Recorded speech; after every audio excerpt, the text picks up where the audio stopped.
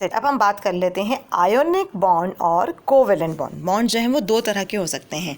कोई भी एलिमेंट किसी दूसरे एलिमेंट के साथ जिस तरह की वो बॉन्डिंग करता है और जिस तरह की उसकी इलेक्ट्रॉन्स की शेयरिंग होती है वो उसके एक्चुअली आयोनिक और कोवेलेंट बॉन्ड कहला सकते हैं।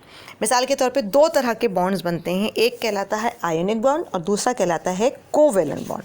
आयोनिक नाम से ही जाहिर हो रहा है कि अगर एक इलेक्ट्रॉन पूरा का पूरा या कम्प्लीटली अगर किसी दूसरे एलिमेंट के पास शिफ्ट हो जाए और उन दोनों एलिमेंट्स के दरमियान जो बॉन्डिंग बनती है, that type of bond is called as an ionic bond. अब आप यहाँ पे जैसे देख सकते हैं कि सोडियम के पास एक ही येलो कलर में आप देखें कि एक ही लास्ट शेल में उसके एक ही इलेक्ट्रॉन मौजूद था, ठीक है। जबकि क्लोराइन जो है एटम है उसके पास 17 इलेक्ट्रॉन्स होते हैं।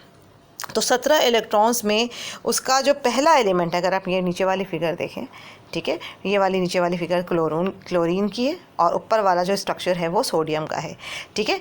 अब इस 17 के लिए अगर आप उसका स्ट्रक्चर देखें तो मैंने आपको पहले ही बताया था कि पहले शेल में ज़्यादा से ज़्यादा 2 इलेक्ट्रॉन्स, दूसरे शेल में ज़्यादा से ज़्यादा 8 इलेक्ट्रॉन्स और तीसरे शेल में भी 8 इलेक्ट्रॉन्स हो सकते हैं।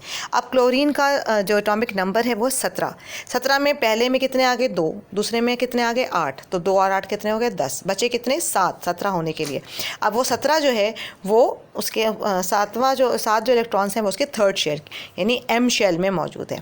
अच्छा, ये पूरे के पूरे 7 इलेक्ट्रॉन्स कहीं नहीं जा सकते, लेकिन इस सोडियम का एक इलेक्ट्रॉन, ये येलो वाला जो है ये डिस्क्रिमिनेशन के लिए दिया है, ये एक आसानी के साथ इस क्लोरीन के साथ एडजस्ट हो सकता है क्योंकि थर्ड शेल में मैंने अभी आपको बताया कि ज़्यादा से ज़्यादा 8 इलेक्ट्रॉन्स को ये एकोमोडेट कर सकता है।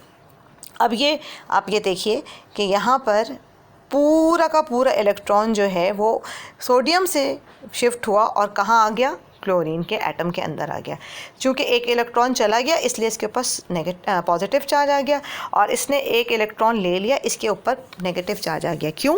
क्योंकि इलेक्ट्रॉन के ऊपर कौन सा चार्ज होता है, नेगेटिव होता है। तो अब जब चीज़ वहाँ से बिल्कुल ट्रांसफ़र हो गई तो वो चीज़ तो कोई पॉजिटिव चार्ज ही हो गया, ठीक है, वो अपने साथ नेगेटिव चार्ज ले गया तो वो बेचारा सिर्फ और सिर्फ पॉजिटिव रह गया, जबकि इस इलेक्ट्रॉन अपना नेगेटिव चार्ज है वो क्लोरीन में लेकर आ गया।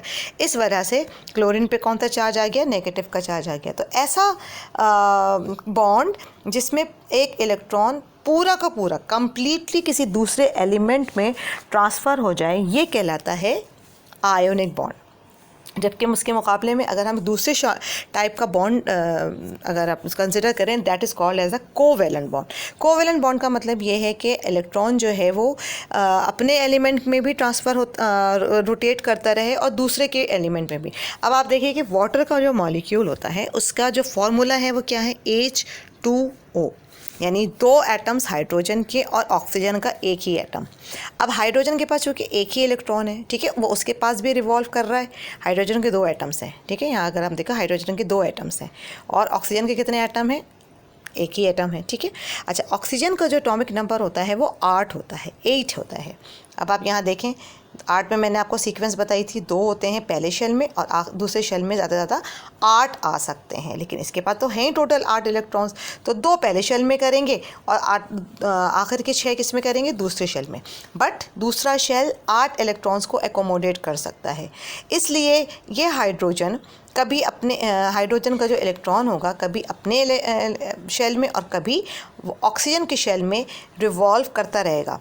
यानी कंप्लीट ट्रांसफ़र नहीं हो रहा यहाँ पर इलेक्ट्रॉन, बल्कि पार्शियली कभी अपने ऑक्सीजन के साथ भी शिफ्ट हो रहा है, ऑक्सीजन के पास भी रोटेट कर रहा है और अपने हाइड्रोजन के साथ भी उसमें एडजस्ट हो रहा है। इस तरह से देखें, जबकि पिछले केस में आपको याद होगा कि सोडियम का एक सिंगल इलेक्ट्रॉन जो है वो क्लोरीन में फुल शिफ्ट हो गया था।